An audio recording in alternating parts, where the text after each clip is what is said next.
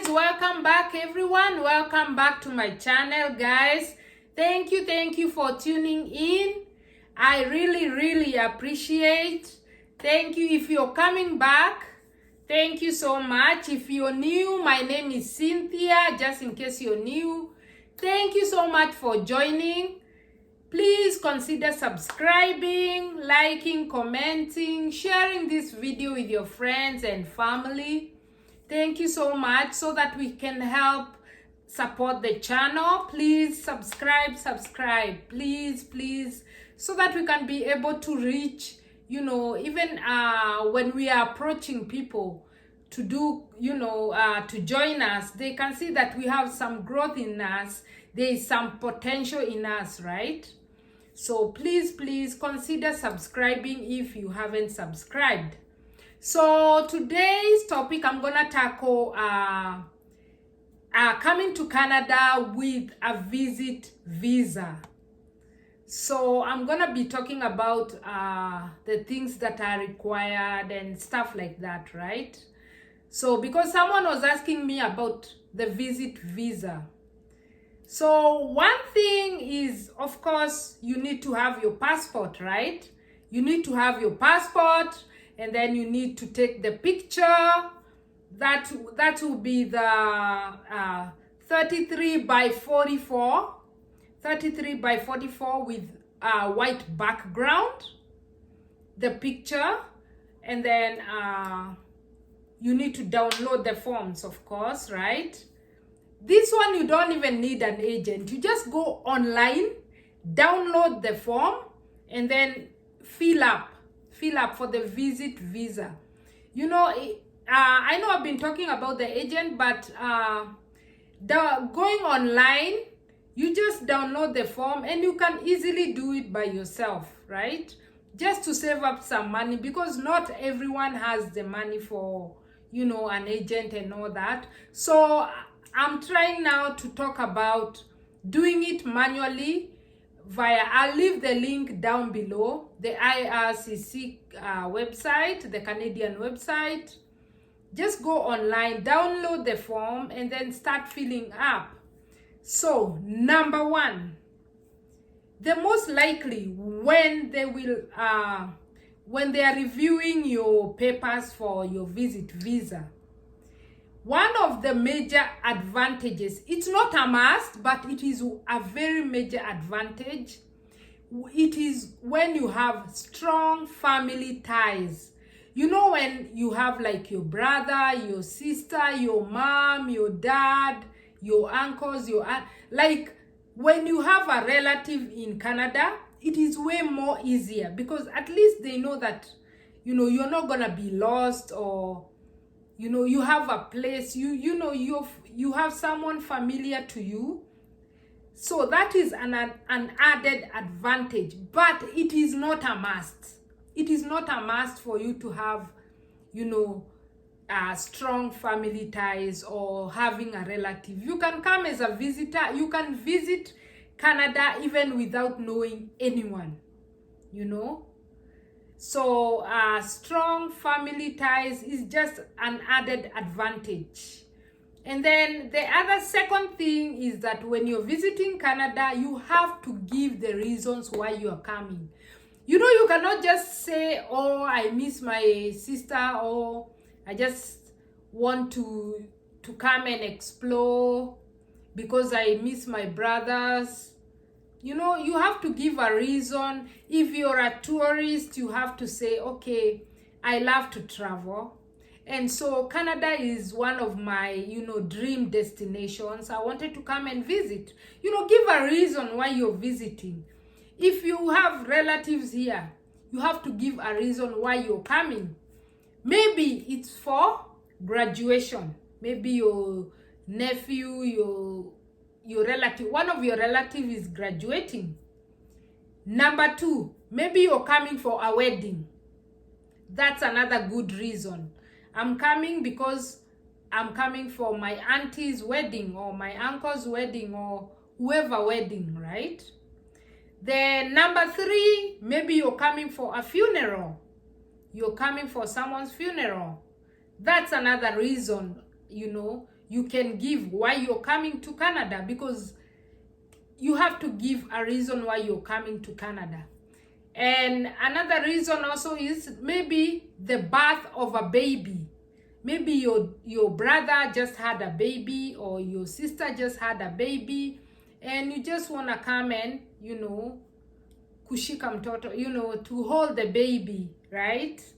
So the birth of a baby is another good reason, and then another reason is to help maybe your brother or your sister take care of their kids as they go to work, or as they study for maybe 2 months or 3 months. You just want to help them out, because the Canadian government already knows that, us having, house help is very difficult for us, because it's very expensive. So if you say, I'm coming to help my uncle take care of their kids, as she's almost doing her exam or going to school, yeah, that's a good reason.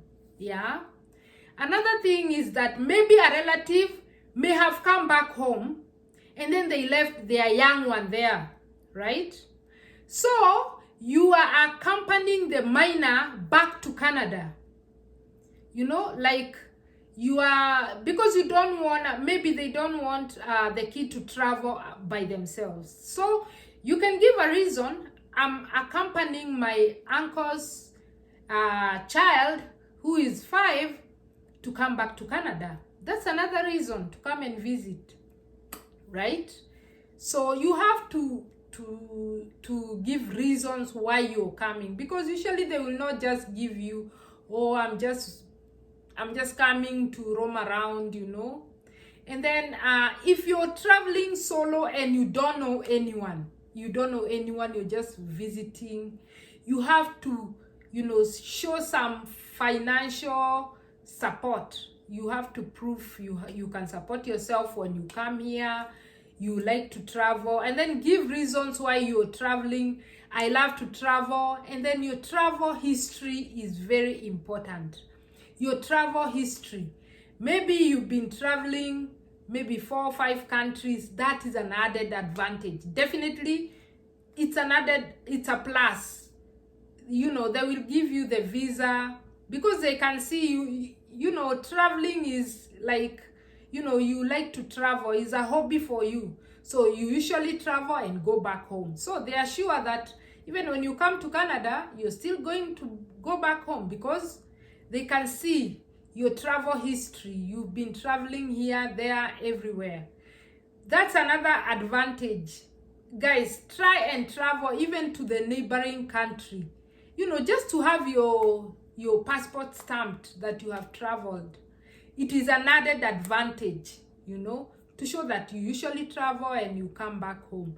Another thing, if you have a job, accompany your letterhead, your job letter with you.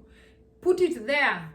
Show that you work here, and maybe you're on leave, you're on your yearly leave, and now that you're on your leave, you thought that why not travel to Canada, because you're on vacation. So accompany your job letter to show that I'm on leave, and now I've decided to go travel. That is another very strong point. It will carry some weight when you go to the embassy, when you accompany your papers there, when you submit your papers, to show that you have a job. It shows that you are coming back. You're going to come back. You're just going to Canada to visit because you have a job back home. Definitely after your vacation, you're coming back. That is a good thing. And then hotel bookings. Make sure you do hotel bookings. Maybe for a week, or for however long you intend to visit.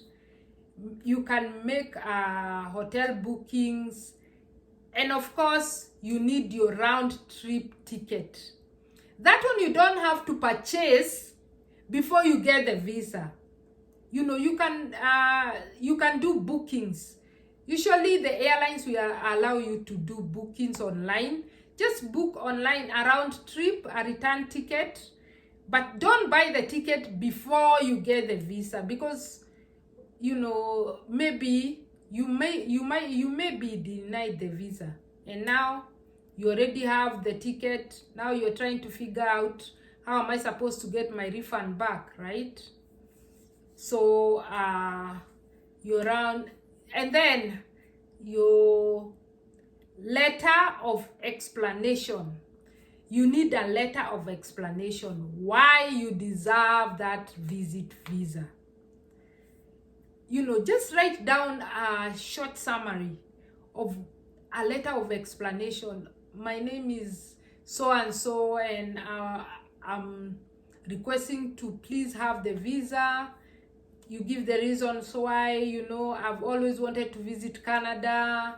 It's my dream destination, so I wanted to see the Rocky Mountains.